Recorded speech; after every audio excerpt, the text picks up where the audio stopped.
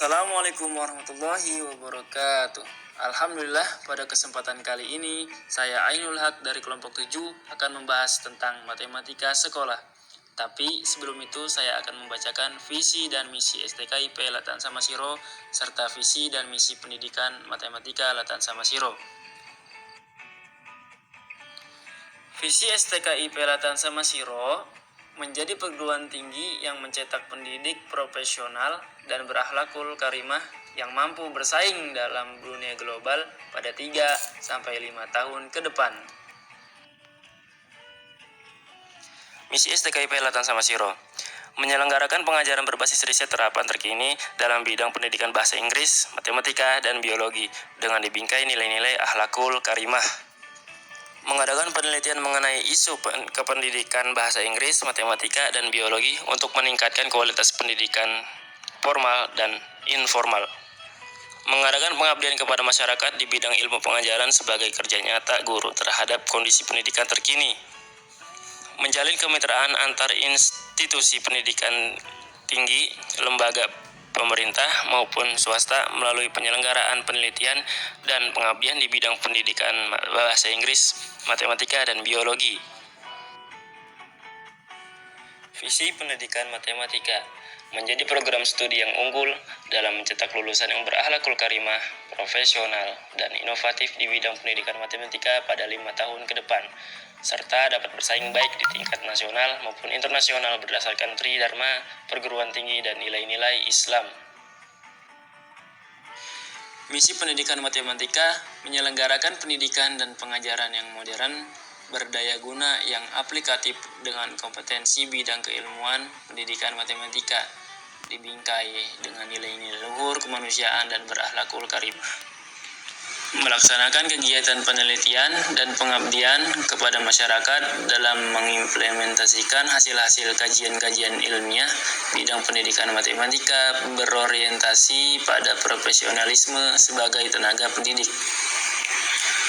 Mengembangkan model-model pembelajaran matematika ceria, kreatif, inovatif, dan berbasis information communication technology dalam perkuliahan bagi para pengajar dan peserta didik. Menjalin pola hubungan kerja yang baik antar lembaga dengan pihak pemerintah dan swasta, baik dalam maupun luar negeri. Dalam dunia perniagaan tidak lepas dari matematika, yaitu perjualan dan pembelian yang notabene memerlukan ilmu khusus dalam pengaplikasiannya. Harga penjualan dan pembelian. Di dalam perniagaan kita sering mendengar istilah harga penjualan, harga pembelian, untung atau laba dan rugi. Misalnya, Pak Asep membeli televisi dengan harga Rp1.250.000. Sebulan kemudian televisi tersebut dijual dengan harga Rp1.400.000. Dalam hal ini Pak Asep mengalami untung Rp150.000. Jika Pak Asep hanya mampu menjual dengan harga Rp1.050.000, dikatakan Pak Asep mengalami rugi Rp200.000. Dari uraian tersebut dapat disimpulkan sebagai berikut. Harga beli merupakan harga barang dari pabrik, grosir, atau tempat lainnya, atau nilai uang dari suatu barang yang dibeli. Harga beli sering disebut modal. Dalam situasi tertentu, modal bisa juga berupa harga beli ditambah dengan ongkos atau biaya lainnya. Harga jual merupakan harga barang yang ditetapkan oleh pedagang kepada pembeli atau nilai uang dari suatu barang yang dijual. Jika harga jual lebih besar daripada harga beli, maka dikatakan mengalami untung atau laba. Untung atau laba adalah selisih antara harga penjualan dengan harga pembelian jika harga penjualan lebih dari harga pembelian. Atau laba adalah harga penjualan dikurangi harga pembelian. Sedangkan jika harga jual lebih kecil daripada harga beli, maka dikatakan mengalami rugi. Rugi adalah selisih antara harga penjualan dengan harga pembelian jika harga penjualan kurang dari harga pembelian, atau rugi adalah harga pembelian dikurangi harga penjualan. 1. Harga pembelian. Penjual dikatakan rugi jika harga penjualan lebih rendah dari harga pembelian. Jika mengalami kerugian, harga pembelian sama dengan harga penjualan ditambah rugi. Penjual dikatakan untung jika harga penjualan lebih tinggi dari harga pembelian. Jika mendapat keuntungan, harga pembelian sama dengan harga penjualan dikurangi untung. 2. Harga penjualan. Jika mendapatkan keuntungan, maka hitung-hitungannya adalah sebagai berikut. Harga penjualan sama dengan harga pembelian ditambah untung. Jika mengalami kerugian, maka hitung-hitungannya adalah sebagai berikut. Harga penjualan sama dengan harga pembelian dikurangi rugi. Berikut ini ada 2 contoh soal penerapan rumus menghitung harga pembelian dan harga penjualan. Contoh 1.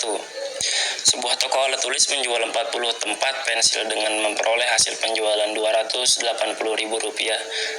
Ternyata toko tersebut mengalami kerugian Rp30.000. Berapa harga pembelian tiap barang tersebut? Penyelesaian soal.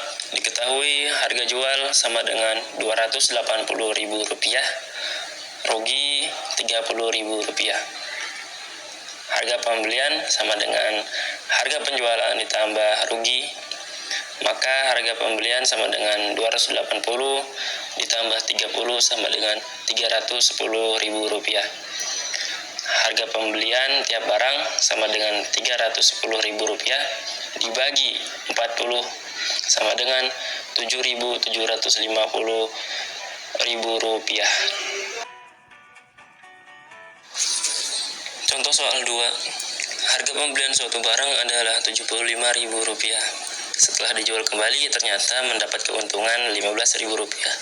Tentukan harga penjualan barang tersebut. Penyelesaian soal. Diketahui harga beli Rp75.000, untung Rp15.000.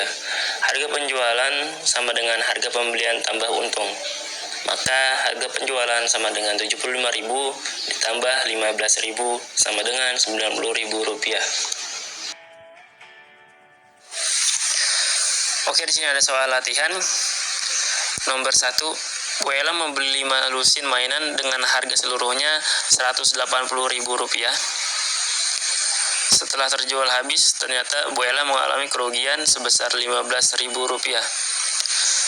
Tentukan harga penjualan mainan tersebut. Nomor 2. Pak Yadi menjual 5 ekor sapinya dengan harga Rp45 juta. Ia mendapat untung Rp5 juta. Berapa harga pembelian seekor sapi? Nomor 3. Pak Mail membeli seekor kambing dengan harga Rp800.000 dari seorang peternak. Berapa bulan kemudian kambing itu dijual? Ternyata Pak Mail mendapat untung 15%. Berapakah harga jual kambing itu?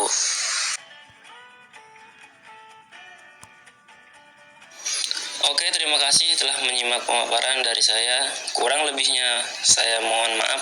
Apabila ada kritik dan saran, silahkan tulis di kolom komentar. Akhirul kalam. Assalamualaikum warahmatullahi wabarakatuh.